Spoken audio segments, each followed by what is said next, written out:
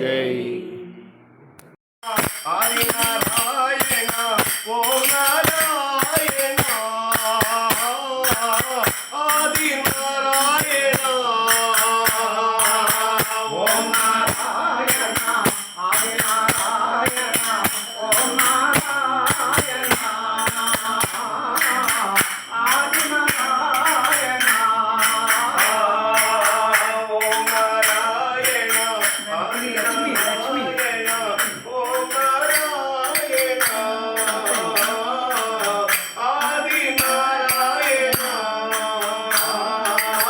ఓం నారాయణ ఆది నారాయణ ఓం నారాయణ ఆది నారాయణ ఓం నారాయణ ఆది నారాయణ ఓం నారాయణ ఓం నారాయణ ఆది నారాయణ ఓం నారాయణ ఆది నారాయణ ఓం నారాయణ ఆది నారాయణ ఓం నారాయణ ఆది నారాయణ ఓం ఆది నారాయణ ఓం నారాయణ ఆది నారాయణ ఓం నారాయణ ఆది నారాయణ శిరిడీలో వెలసిన సాయిరాం శరణుని రామయ్య గుణించయుంత జాగేలయ్య శిరిడీలో వెలసిన సాయిరాం ఎక్కడయ్యా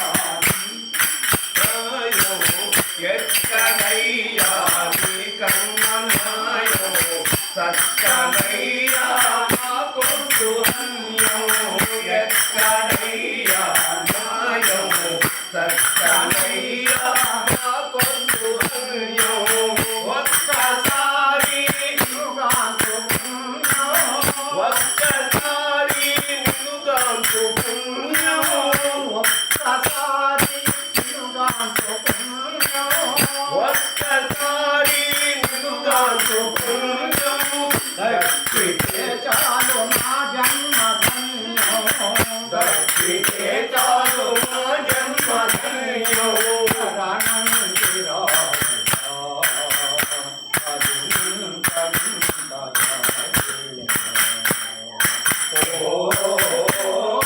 శిరిడీలో వెలసిన సాయిరాం శరణు శ్రీరామయ్య గుణించయుంత జాగేలయ్య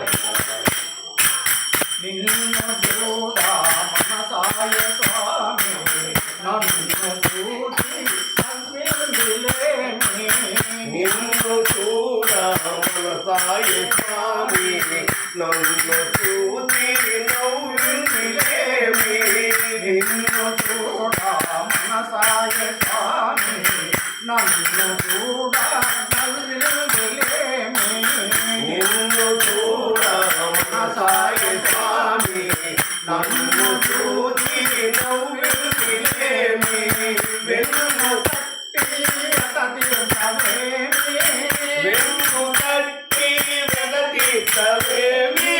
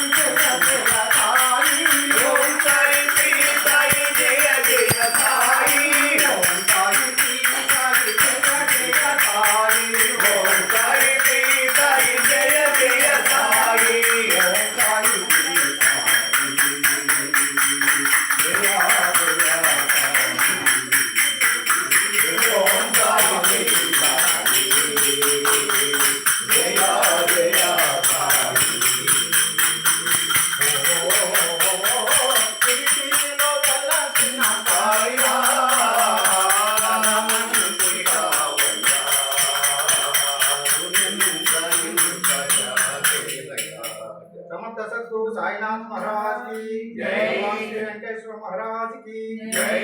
కొండలవాడ వెంకటరమణ గోవింద గోవింద. పార్వతీపతి హర హర మహాదేవ శంభో శంకర. చేసుకోగలుగుతున్నాను అంటే ఆయన నాకు చేసిన ప్రాణదానం. అది అసలు ఎన్ని జన్మలకి మర్చిపోలేంది. నేను ఉన్నంతకాలం కూడా నేను అసలు మరువలేంది. ఈ జీవితం అంతా కూడా నా పిల్లలు కుటుంబాలు తరతరాలు కూడా ఆయన సేవ చేసిన తీర్చుకోలేని రుణం వెంకటేశ్వర గారి. వీళ్ళకి 7వ తరగతి, మా అమ్మాయి 7వ తరగతి అండి, పిల్లాడు 6వ తరగతి చదువుతున్నాడు. చిన్నపిల్లలు చాలా. ఒక రోజున బాబా వారు స్వప్న దర్శనం ఇచ్చారు. స్వప్న దర్శనం ఇచ్చి, అమ్మ నేను నిన్ను తీసుకెళ్ళిపోతాను రమ్మనమని ఇలా చేయి చాపారు స్వామివారు. నేను ఏమండి నా బాబా, చిన్న బిడ్డలు నువ్వు తీసుకెళ్ళిపోతే వీళ్ళ పరిస్థితి ఏంటి, మరి నాలాగా నువ్వు చూసుకుంటానని నాకు మాట ఇస్తే నేను తప్పకుండా వస్తాను అని సమాధానం చెప్పా బాబా వారికి. చెబితే ఆయన చిరునవ్వు నవ్వి చెయ్యి వెనక్కి తీసేశారు. తీసేసిన తర్వాత మళ్ళా కొన్ని రోజులు అయిపోయిన తర్వాత పిల్లలు పెద్దవాళ్ళు అయ్యారు, డిగ్రీలోకి వచ్చారు, పీజీలోకి ఇద్దరు పెద్దవాళ్ళు అయిపోయిన తర్వాత మళ్ళీ కొన్నేళ్ల తర్వాత బాబా వారు కనిపించారు. కనిపించి, అమ్మ పిల్లలు పెద్దవాళ్ళు అయ్యారు, ఇంకా నిన్ను తీసుకెళ్ళిపోతాను, ఇప్పుడైనా వస్తావా అని మళ్ళీ అడిగారు స్వప్న దర్శనం ఇచ్చి. అడిగితే, బాబా పిల్లలు పెద్దవాళ్ళు అయ్యారు, ఒక్కళ్ళ పెళ్లి ముచ్చట కూడా చూసుకోలేదు, వాళ్ళ అమ్మాయి పెళ్లి చూసుకుని వస్తాను బాబా తప్పకుండాను అని బాబా వారికి సమాధానం చెప్పారు. అంటే ఆయన చిరునవ్వు నవ్వుతూ మళ్ళీ వెనక్కి వెళ్ళిపోయారు. వెళ్ళిపోయిన తర్వాత మా అమ్మాయి పెళ్ళయింది. పెళ్ళి అయిపోయిన తర్వాత, అమ్మో ఇంక అయిపోయాము, పెళ్ళి కూడా చేసేసారు బాబా వారు, ఇంకా తీసుకెళ్ళిపోతారని పిల్లలు అందరూ చాలా దిగులు పెట్టుకున్నారు. అప్పటికే మాకు వెంకటేశ్వర వారు అంటే అబ్బో పంచ ప్రాణాలు. అప్పటికే బాబా వారు కూడా అది చాలా ఉండేవన్నీ. అయితే అండి అప్పుడు ఏమైంది, 3వసారి వచ్చేసి, అమ్మ నీ బిడ్డ పెళ్ళి కూడా చేశాను, ఇంకా నేను తీసుకెళ్ళిపోతాను సిద్ధమై ఉండు అని చెప్పి కనిపించి మాయమైపోయారు. ఇక మా వారు, నేను, నా పిల్లలు అందరూ ఏడుపే, అమ్మో అమ్మ చనిపోతుంది, బాబా చెప్పారు ఇప్పటికి 3 సార్లు కనిపించారు, చక్కగా చేశారు, ఇంకా అమ్మ చనిపోతుంది అని చాలా చాలా దిగులు పడ్డారండి. అప్పుడు మా పిల్లాడు పూణేలో ఉన్నాడు, ట్రైనింగ్లో ఉద్యోగం వచ్చింది సాయికి. ఆ పూణేలో ఉన్నప్పుడు సాయికి కూడా చెప్తే, అమ్మ నీకేం భయం లేదు లేవే, నేను షిరిడి వెళ్ళి ఇక్కడ దగ్గరేను బాబా వారికి ద్వారకామాయిలో దండం పెట్టుకుంటాను అని చెప్పి ధైర్యం చెప్పాడు. చెప్తే ఈయనన్నారు, ఉసే నీకు వెంకటేశ్వర తండ్రి పిలిస్తే పలుకుతాడు, నువ్వు వెంకటేశ్వర వారికి చెప్పుకో, ఎందుకు నువ్వు అంత బాధపడతావు, అందరూ బాధపడుతున్నారండి, కుటుంబం అంతా అన్నం తినలేకపోతున్నాం, అయితే వెంకటేశ్వర వారికి అప్పీలు పెట్టుకో, స్వామివారు ఉన్నారు కదా ఎందుకే భయపడతావు అంటే, ఇంకా భారం ఆయన మీద వేసేసి గొలగమూడు వెళ్ళిపోయి 108 ప్రదక్షిణాలు చేసి కొబ్బరికాయలు వేసుకుని 108 ఓం నారాయణ ఆదినారాయణ పుస్తకాలు రాసుకున్నానండి. 108 సంవత్సరం పట్టింది నాకు అది.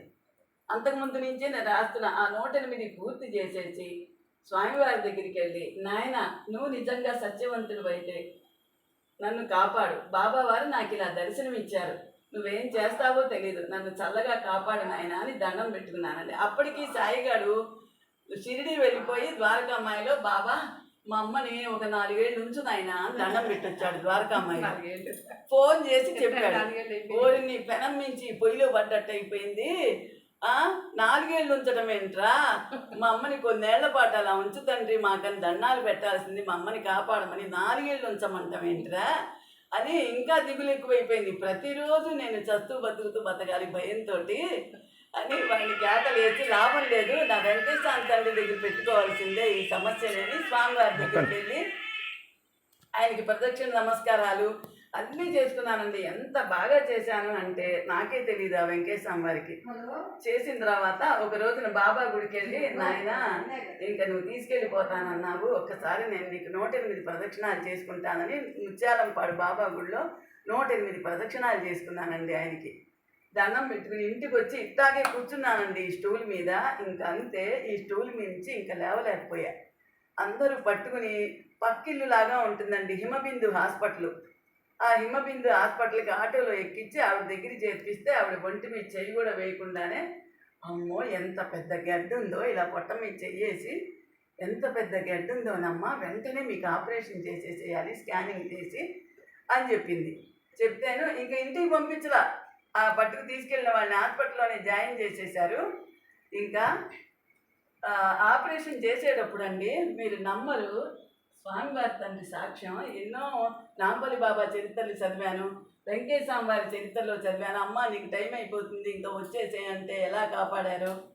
అలాగే సాక్షాత్తు వెంకటేశ్వర వారు ఇంకా ఆపరేషన్ చేస్తున్నారు, నేను చనిపోయానండి, ప్రాణం పోయింది, చనిపోయాను. డాక్టర్లు అందరూ తర్జన భర్జన పడిపోతున్నారు ఒక్కొక్కళ్ళు. అమ్మో వీళ్ళకి బయటికి వెళ్ళి ఏం సమాధానం చెప్పాలా ఏంటా అని. ఇంతలోకే ఈ జీవి వెళ్ళిపోయింది, పైకి వెళ్ళిపోయి నా ఇల్లేది నా ఎంకే తాతేడి, నా ఇల్లేది నా ఎంకే తాతేడి అని ఇదే నామస్మరణం అండి. అవన్నీ చెట్లు పుట్లలు మొండి గోడలు భయంకరమైన శ్మశానాలు చుట్టూ తిరిగింది ఈ జీవి వెళ్ళి నా ఎంకే తాతేడి నా ఎంకే తాతేడి అని తిరిగితే అప్పుడు మా అమ్మగారు కూడా బాబా అనుగ్రహంతో చనిపోయారండి. సంపూర్ణమైన బాబా అనుగ్రహంతోనే చనిపోయారు ఆవిడ. ఆవిడ ఎక్కడి నుంచినో వచ్చి అయ్యో ఏంటి ఇప్పుడు నువ్వు వచ్చావని ఆవిడ కావటేసుకుని ఇటు రమ్మనమని శ్మశానంలో ఒక పెద్ద శివుడు ఉన్నట్టండి. ఆ శివుడి పాదాల దగ్గర వదిలేసి మా అమ్మగారు మాయమైపోయారు. ఇంకా ఆ శివుడి పాదాల మీద పడి తలకాయ స్వామి నా ఎంకై తాతేడి నా ఇల్లేది, శివుడి పాదాల దగ్గర కూడా అదే కొట్టుకుంటూ.